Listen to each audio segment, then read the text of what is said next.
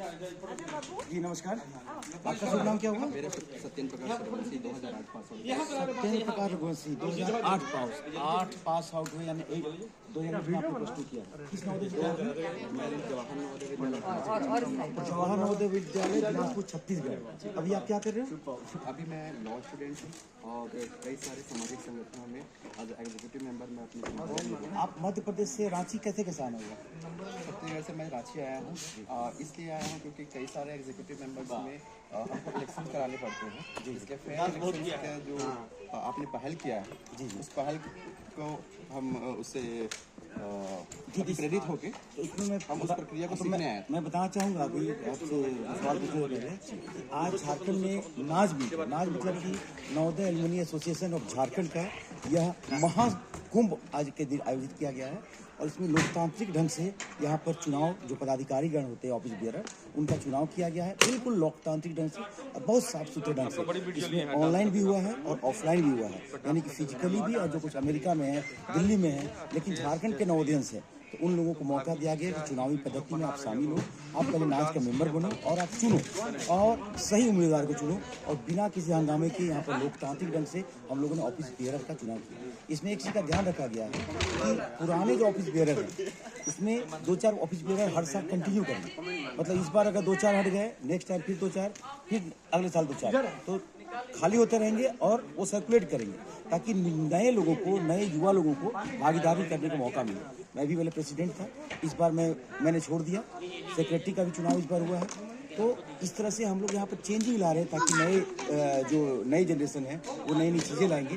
तो आपको नाज और अदर जो एलुमनी एसोसिएशन है या अदर संस्था है, उन दोनों में आपको क्या फर्क नजर आ रहा है? मेरा सौभाग्य रहा है कि मैं इस ऐतिहासिक चुनाव जो हुआ है उसकी प्रक्रिया को आंखों देखा हूँ, मैं उसका साक्षी रहा हूँ।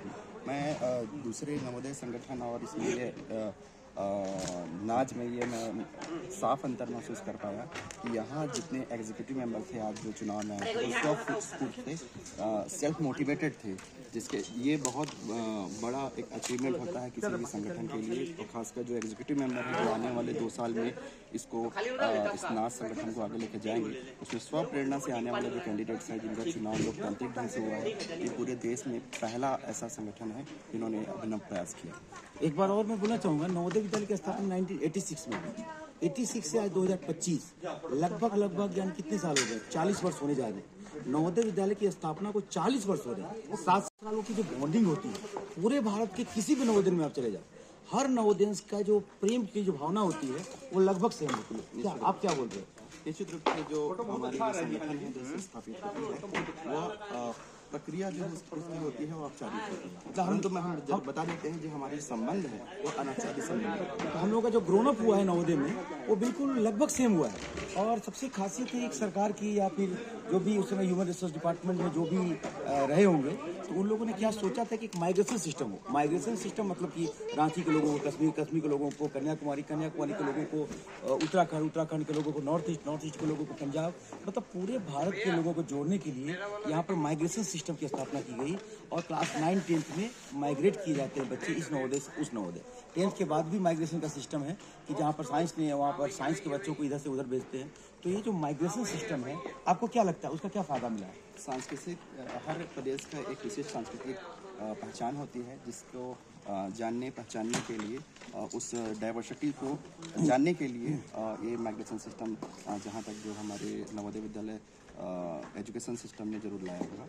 और इसका प्रभाव देखने मिल रहा है कि हम कहीं भी जब दूसरे स्टेट जब जाते हैं तो अपने आप को बिल्कुल ऐसा जुड़ा हुआ महसूस करते हैं, सेम एक ही धागे की से पिरोए हुए रहते हैं। तो इसका तो सकारात्मक प्रभाव देखने मिल रहा है। यही सोच लो आपकी 40 वर्ष हो गए नवोदय विद्यालय के, 40 वर्ष पहले जिसने एडमिशन लिया और आज के जो बच्चे हैं, दोनों में जो सांस्कृतिक प्रेम है, जो आपसी प्रेम है, आज भी लोग भैया ही बोलते हैं। 40 साल का डिफरेंस, लोग भैया दीदी बोलते हैं। मतलब एक अलग फीलिंग आती है, एक युवा फीलिंग आती है। और जो प्रेम मिलता है हम लोगों को, जो प्यार मिलता है नवोदयंस के बीच में, वो बिल्कुल वो कहीं नहीं मिल सकता। ये बॉन्डिंग कहीं नहीं हो सकती है।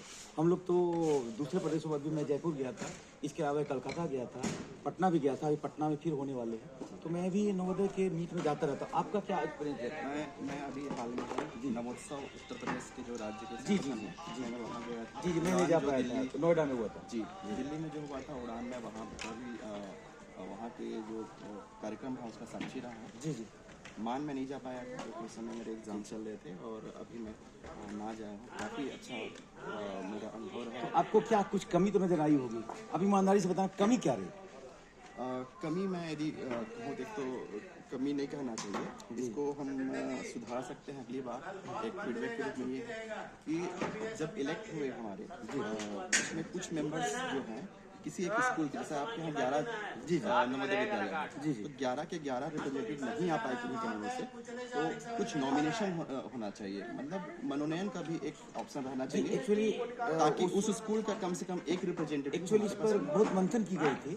तो होता क्या है ना, ऑनलाइन मीटिंग करनी पड़ती है क्योंकि सब बहुत बड़ा स्टेट है और बहुत सारे डिस्ट्रिक्ट हैं, तो सभी लोगों को एक साथ बुलाना संभव नहीं हो पाता है, सभी अपने लाइफ में बिजी है, तो ऑनलाइन मीटिंग सब लोग करते हैं। तो ऑनलाइन मीटिंग्स में भी इतना मैच्योर हमारा संस्था नहीं हो पाया 4 सालों में, तो उसकी मैच्योरिटी अभी मैं जहाँ महसूस कर पाया, मैं इतने राज्यों के संगठन से मैं जुड़ा हुआ हूँ और सोशल मीडिया में अब दूरियाँ बहुत मायने नहीं रखती है। मैं ये देख पाया हूँ कि जो नाच है वो लोकतांत्रिक ढंग से जिस प्रकार पहली बार इस तरीके से जो आयोजन किया है, ये अपने आप में बहुत ऐतिहासिक है।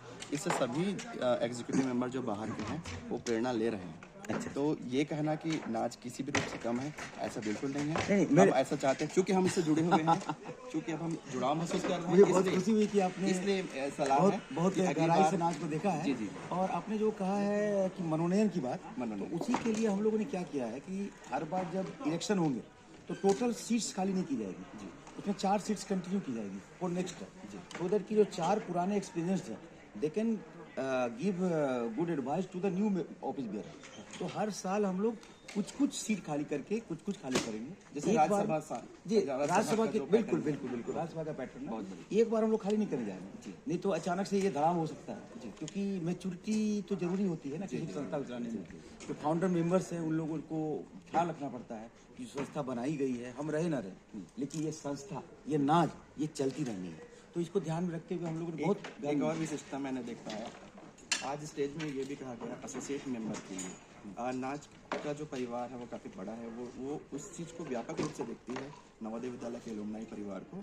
इसमें उनके जो सगे संबंधी हैं, जैसे कि उनके हस्बैंड, उनके वाइफ जो नवोदय नहीं हैं, उनको भी एसोसिएट मेंबर बनाने की एक विचार रखा गया, जो बिल्कुल काबिल तारीफ है। जी।